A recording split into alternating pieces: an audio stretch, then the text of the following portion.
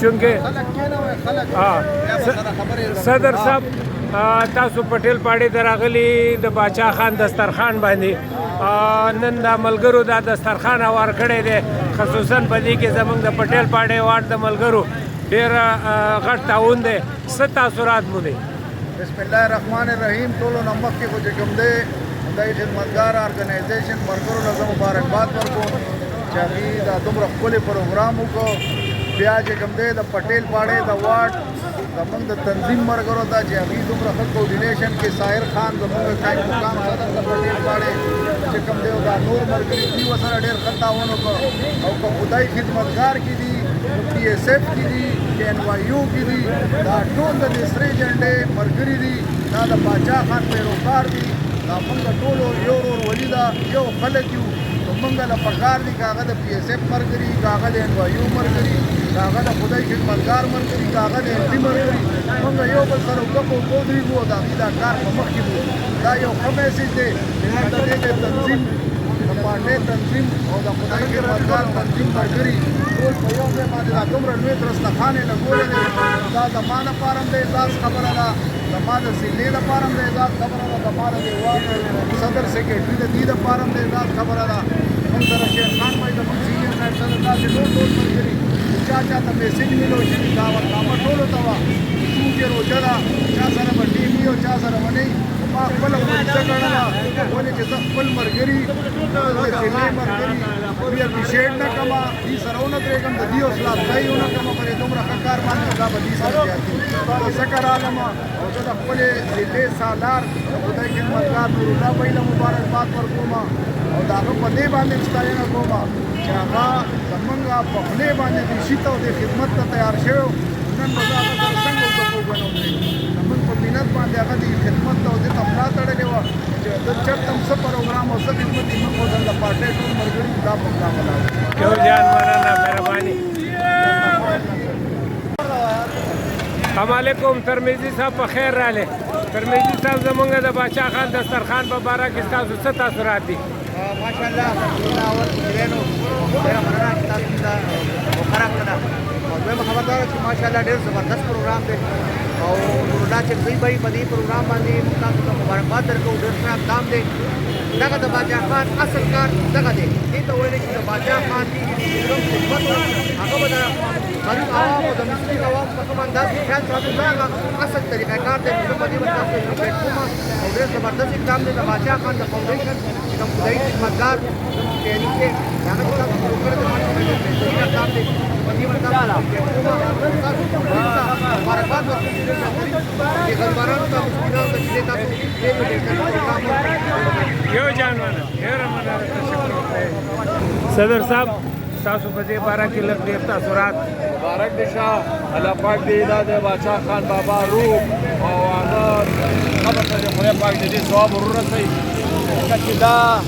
چې کوم کار کېږي دا د باچا خان بابا په نوم باندې کېږي او دا د هغه د ثواب لپاره موږ کوو.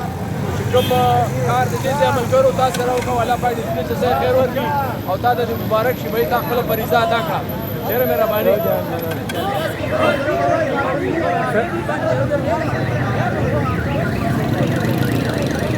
الشيطان الرجيم بسم الله الرحمن الرحيم ياسين والقرآن الحكيم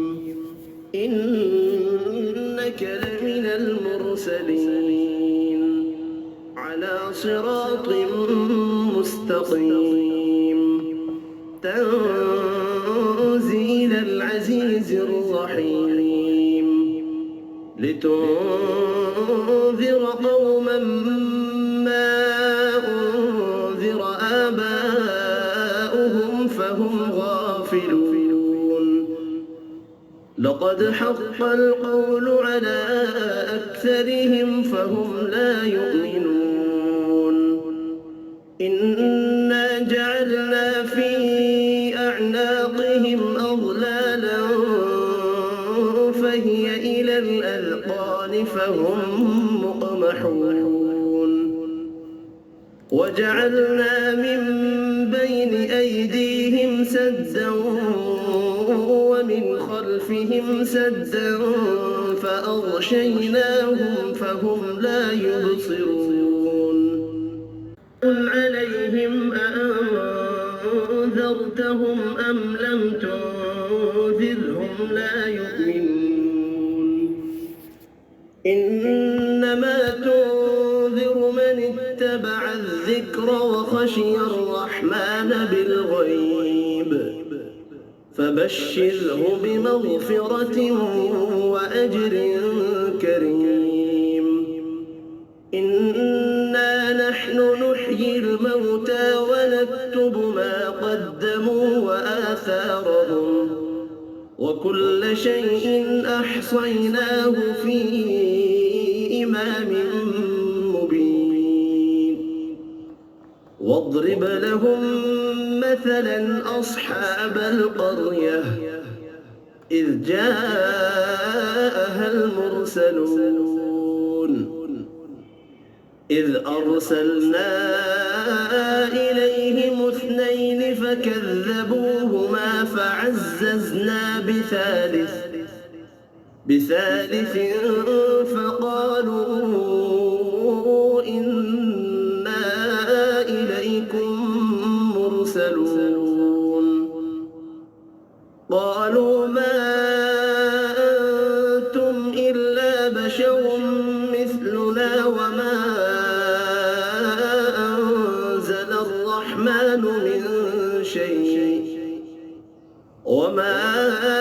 أنزل الرحمن من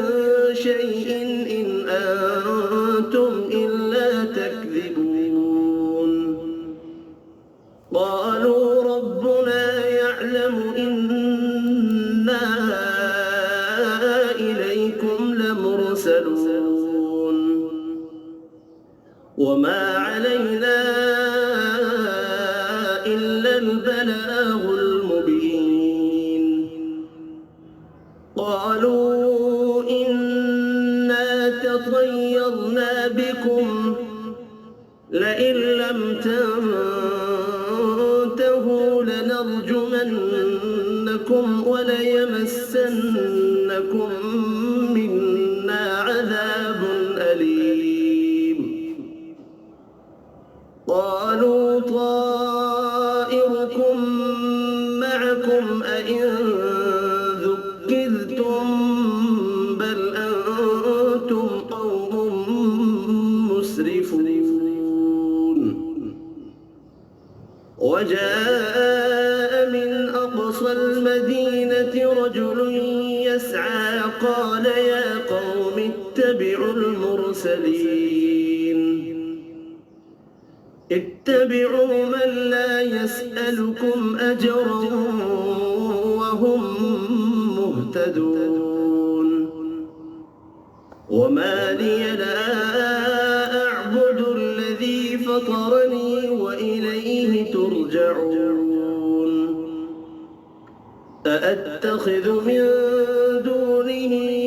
آلهة إن يردني الرحمن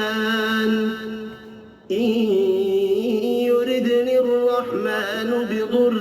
لا تغن عني شفاعتهم شيئا ولا ينقذون إني إذا لفي ضلال مبين إني آمنت بربكم فاسمعون ادخل الجنة قال يا ليت قومي يعلمون بما غفر لي ربي وجعلني من المكرمين وما أنزلنا على قومه من بعده من جند من السماء وما كنا منزلين إن كانت إلا صيحة واحدة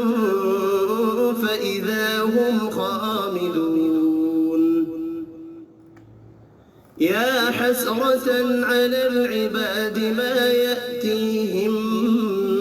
من رسول إلا كانوا به يستهزئون ألم يروا كم أهلكنا قبلهم من القرون أنهم إليهم لا يرجعون وإن كل لما جميع لدينا محضرون وآية لهم الأرض الميتة أحييناها وأخرجنا منها حبا فمنه يأكلون وجعلنا فيها جنات من نخيل وأعناب وفجرنا فيها من العيون ليأكلوا من ثمره وما عملته أيديهم أفلا يشكرون سبحان الذي خلق الأزواج كلها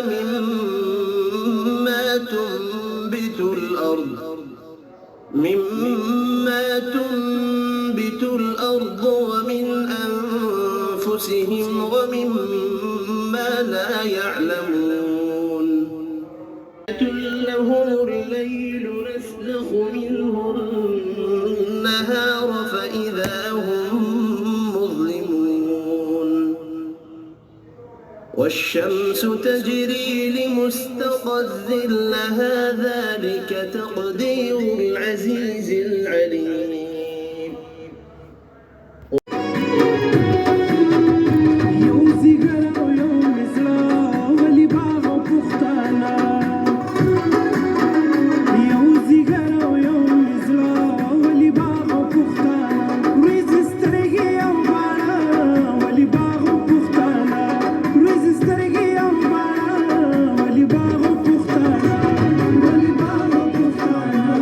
Wali